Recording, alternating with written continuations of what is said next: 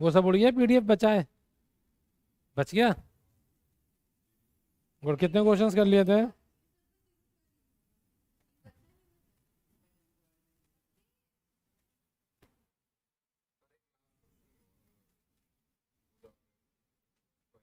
छोड़, कोई बात नहीं भाई, यहाँ शुरू कर दे अब। चलो बेटा, स्टार्टर लाइव देखिए जरा। बेटा साउंड चेक करना है एक बार।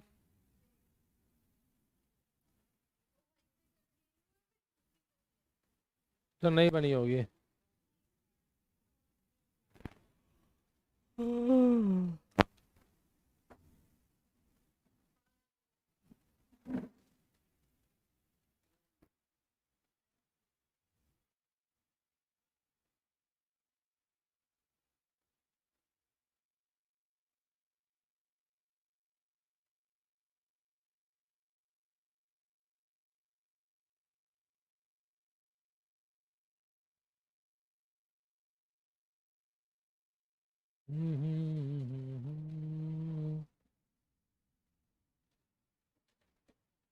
चलिए बेटा आगे कंटिन्यू करते हैं।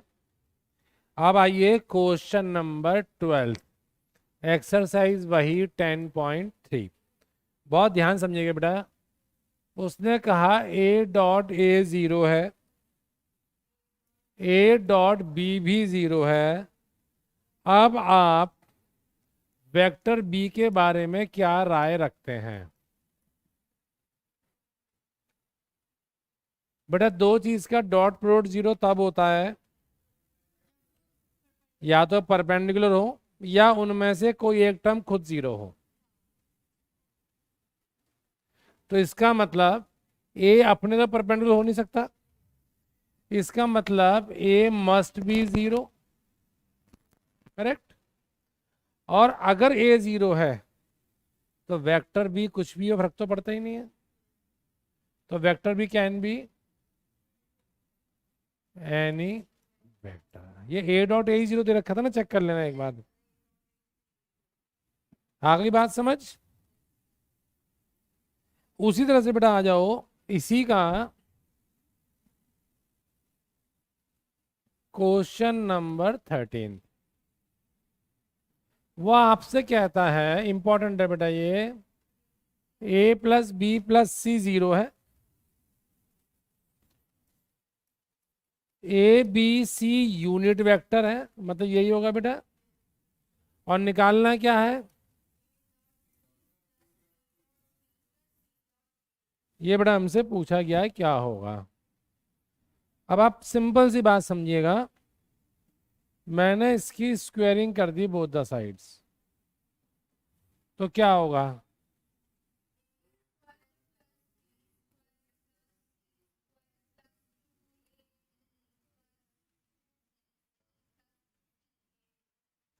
राइट। क्या ये ए स्क्वायर मॉड ए का स्क्वायर होगा?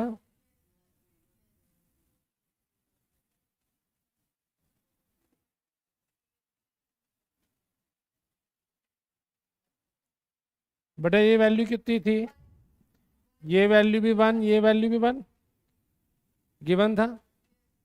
तो अगर तीनों वन वन वन थी, a dot b, b dot c बेटा -3/2 हो गया। इन तीनों को उधर ले गया -3 और 2 को। आसान नहीं आया? पक्की बात।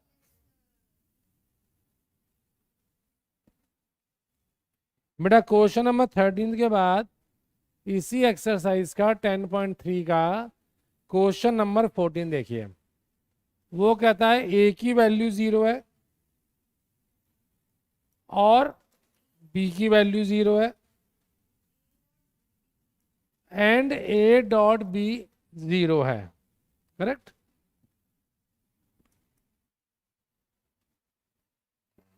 Is converse true. ऑब्वियस सी बात है, अगर ए और बी में से कोई भी 0 होगा तो उसका डॉट प्रोडक्ट 0 ही होगा। तो ये तो बिल्कुल सटीक बात है। लेकिन अगर ए डॉट बी जीरो होगा तो क्या जरूरी है कि ए और बी में से कोई एक जीरो हो? तो नॉट ट्रू।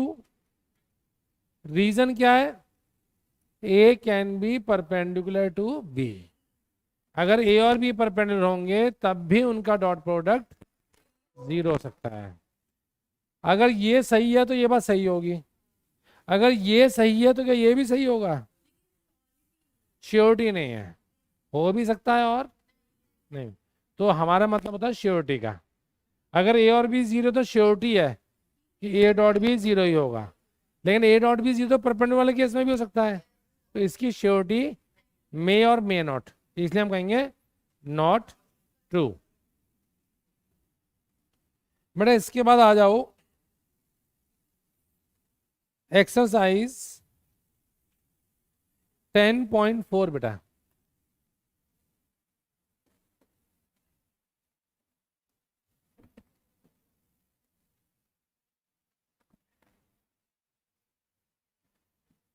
बेटा question number 3 most important.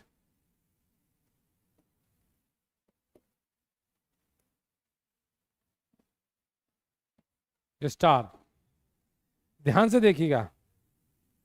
If a unit vector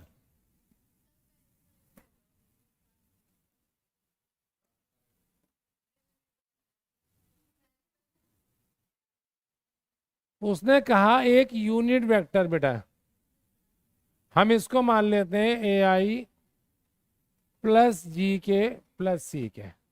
अब ये यूनिट वेक्टर है तो क्या मॉड ए वन होगा? मॉड ए वन का मतलब अंडर रूट ये वन होगा, राइट। वो कहता है makes an angle pi by 3 with I, मतलब ए एंड आई, इसके बीच का एंगल कितना है बेटा? ए और जे के बीच का एंगल कितना है? गुड। और कुछ सुनिएगा आप, किसी भी चीज के बीच का एंगल निकालना हो तो मुझे क्या करना पड़ता है? Cos theta. A dot b, तो ए क्या था? A i plus b j dot किसके साथ? आई के साथ, upon under root of,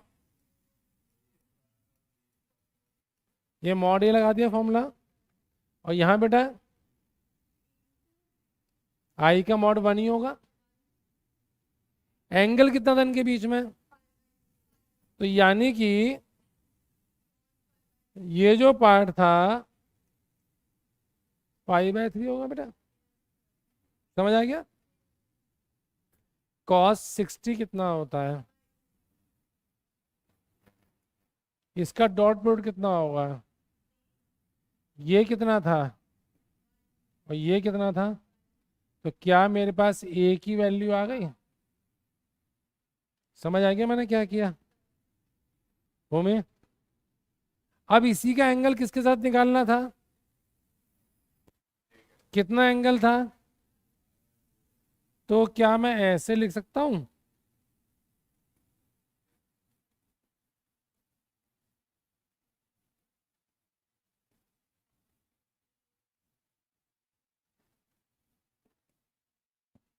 cos pi by 4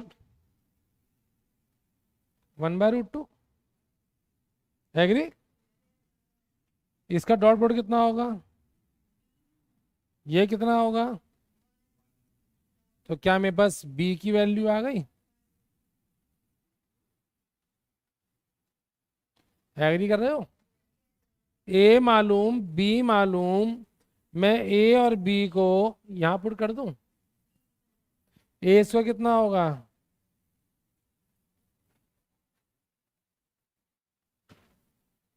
agree कर रहे हो मेरी बात से? गुड मॉर्निंग बेटा, आप एग्री कर रहे हो? निकालो सी कितना निकलता है जरा यहाँ पर। हाँ निकालो जरा, सी कितना निकलता है?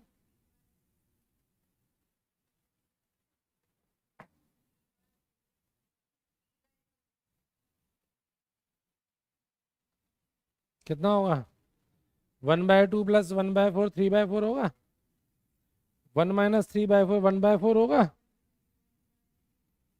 तो सी कितना हो गया बेटा ए बी सी मालूम पड़ गए आ गए। अब हमें निकालना क्या है बेसिकली कौन सा एंगल जो ये सी के साथ बना रहा है। अब सी के साथ जो एंगल बनाएगा के वो क्या होगा कॉस थीटा इक्वल्स टू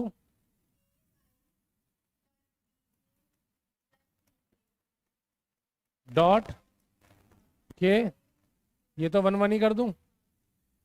ये कितना आया था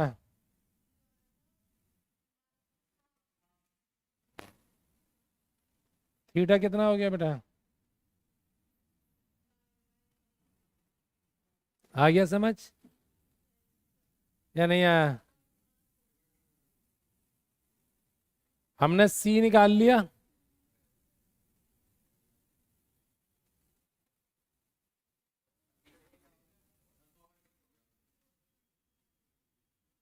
देखो ध्यान से कुछ भी नहीं था दोबारा ये क्या करता हूं ए वेक्टर उसने कहा यूनिट वेक्टर है तो मैंने ए को मान लिया ए i plus b J plus सी के तो मैग्नीट्यूड 1 दे रखा था बेटा। इस वेक्टर ने आई के साथ जो एंगल बनाया वो था π/3 तो आई और इस वेक्टर के बीच का एंगल हो गया cos π/3 equals to this dot I upon इसका मैग्नीट्यूड। और कौन सा फॉर्म लगाया मैंने उससे बेटा मेरे पास ए की वैल्यू आ गई फिर जे के साथ कितना एंगल था उससे बी की वैल्यू आ गई। इस इक्वेशन में ए बी डाले तो सी की वैल्यू आ गई। अब सी मालूम था तो एंगल क्या निकलेगा सी के साथ ये निकालना था थीटा निकाल दिया। गॉट इट और नॉट चलिए कौन सा क्वेश्चन था ये अभी पहले इसकी बात कर लेते हैं बेटा। इसके बाद आ जाओ क्वेश्चन नंबर 6 एक बार। वो कहता है ए डॉट बी 0 है और ए क्रॉस बी भी 0 है। अब ए और बी के बारे में आप क्या कह सकते हैं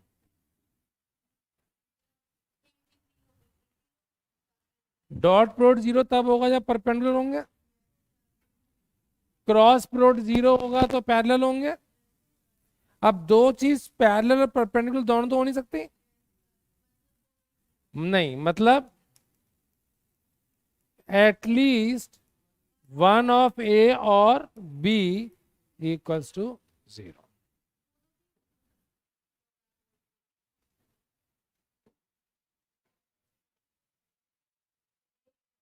आ गई बात समझ नहीं आई मान लूं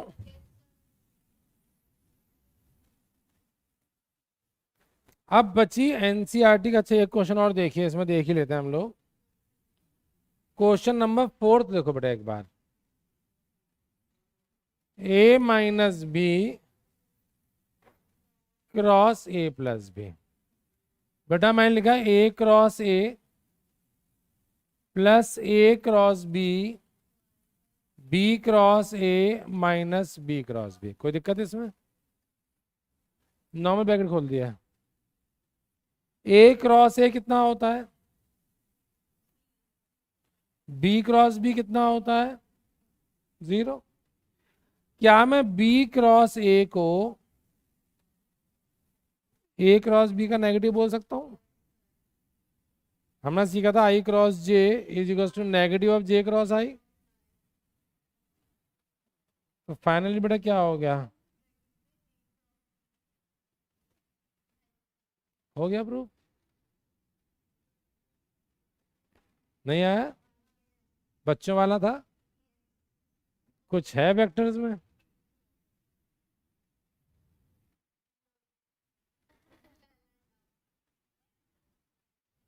अब आप 10.2 10.3 और 10.4 घर से करना फिर अगली क्लास में मिसलिनियस के क्वेश्चंस कराऊंगा।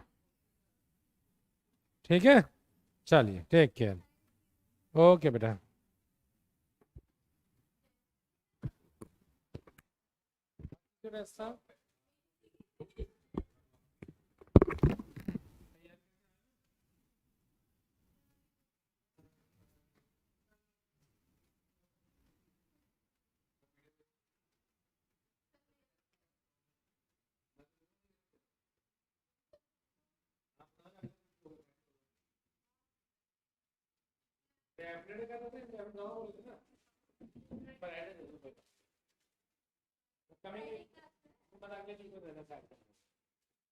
अच्छे से ये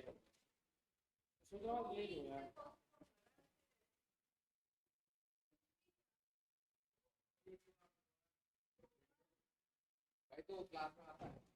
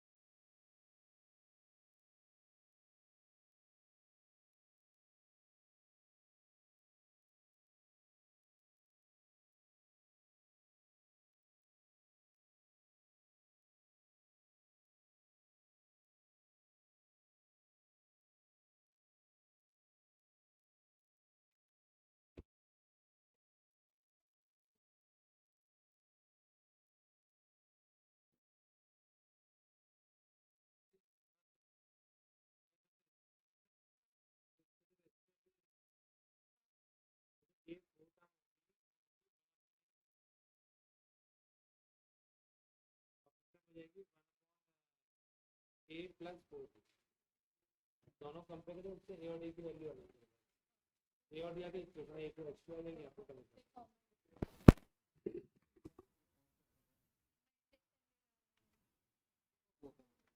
ये जेई लागू था सेल्फ। हां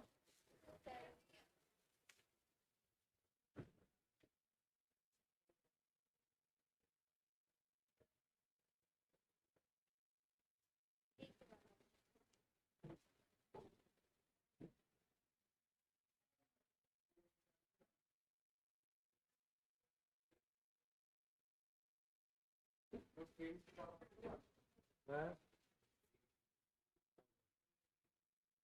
कौन सा?